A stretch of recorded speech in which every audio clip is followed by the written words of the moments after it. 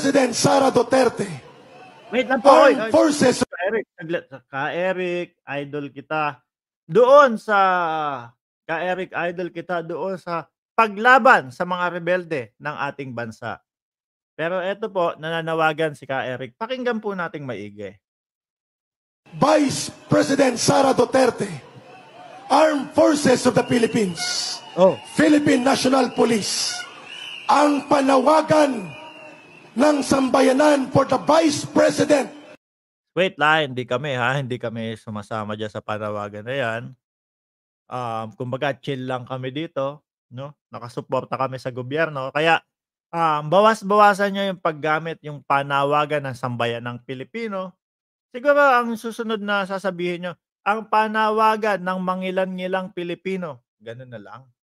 No, kasi mas marami pa din po yung sumusuporta sa gobyerno. Pinapanawagan niya kay Vice, uulitin ko. Go! Dali, lumaki. Go! Armed Forces of the Philippines, Philippine National Police, ang panawagan ng sambayanan for the Vice President to take over as President ay makatarungan Parang EDSA, Parang EDSA, mga kababayan. Take over na daw po si Inday Sara Duterte, no? Kay Pangulong Bongbong Marcos. Yan. Sabi ni Cesar Maltiso, ako rin, hindi ako kasali dyan. Madami po yung hindi kasali, mga kababayan. Kaya nga po, dapat ang ginagamit nila na word ang panawagan po ng iilang mga Pilipino. Ganun na lang po. Mas may respeto pa po yun sa mga kapwa natin, lalo na po sa atin. Sabi ni Ma'am Liz, na maos na si Ka-Eric, ilang araw ka ba naman dyan? Ang hilig po kasi nila yung ganun. Pag may problema, dadalhin sa kalsada, dun matutulog, dun hindi kakain. Sasabihin siguro, pakialam namin kung di ka kumain dyan. Di po ba? Pakialam namin kung magutom ka dyan, kung diyan ka natutulog. Tingnan nyo pakinggan nyo, mga kababayan. Panawagan sa PNP, panawagan sa AFP, mga boss. Panawagan kay Vice President Inday Sara Duterte. Ano daw po? Konstitusyonal na sa batas at pinaka-importanteng kailangan. Iyon ang dapat marinig ni Sara Duterte at gano'n na rin ng Armed Forces of the Philippines. At yun daw po Pakinggan nyo po yung panawagan ng Philippine National Police. Iyan ang konstitusyonal na paraan upang lutasin itong problema at krisis sa lideratong kinakaharap natin. Paano pa? Ay, nagulat ako kay Kuya. Paano po, mga kababayan, na magiging konstitusyonal yun? No? Yung biglang magte-take over na lang si Inday Sara Duterte. Samantalang ito, well-function ang ating Pangulo. Mga boss. Ang ating Pangulo ay gumagawa ng mga paraan upang ang ating bansang Pilipinas ay maiahon ulit. Ang rating ng ating Pangulo napakataas pa din po. Ang kapulisan natin, mga kababayan, is nakasuporta po. So ang napansin ng mga kababayan natin dito, parang si Ka-Eric nananawagan ng rebellion, sedisyon, mga kababayan. Yun po para sa akin, yun po yung tipo bang na-analyze ko, no, doon sa kanyang mga binanggit.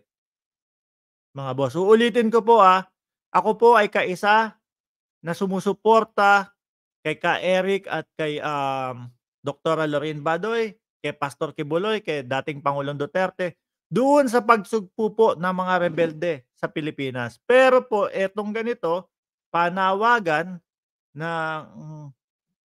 ng bumaklas ang PNP, AFP sa ating gobyerno, wait lang po.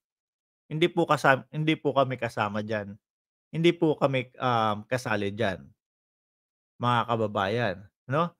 Ang nakikita ko dito, kung sakali man, no, na makita ng ating gobyerno yung pinapanawagan ni Ka-Eric na tipo bang parang magrebelyon, magsedisyon, mga bossing, siyempre, 'Pag gumawa ng hakbang ang pamahalaan diyan dahil po bawal yung ganyan, yung hinihimok mo yung taong bayan 'no, na mag-alsa laban sa gobyerno, mga boss.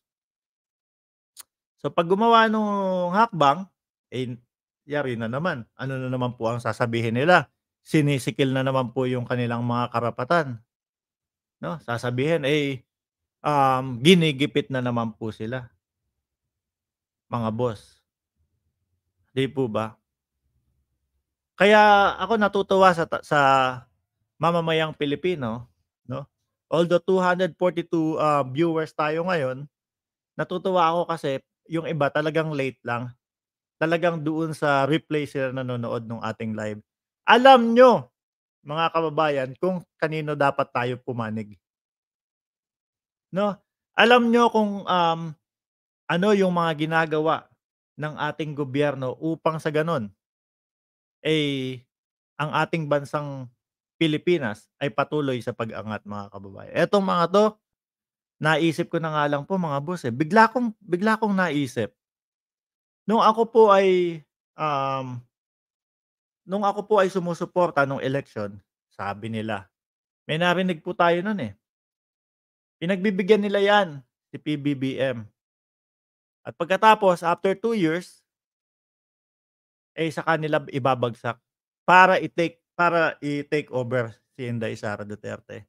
Una, hindi ko pinapaniwalaan 'yun, mga boss, nung panahon na 'yun.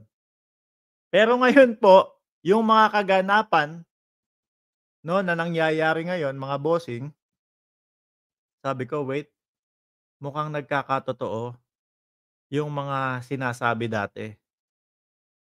'No? Mukhang nagkakatotoo yung sinasabing pinagbibigyan si PBBM na makaupo tapos ibabagsak nila 'yan after 2 years.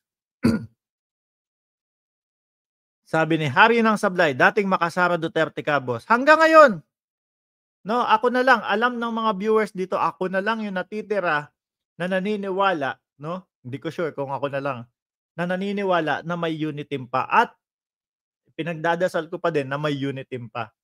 Narinig mo akong bumakbak kay, Inday Sara Duterte? Yung mga walang katotohanan? Hindi.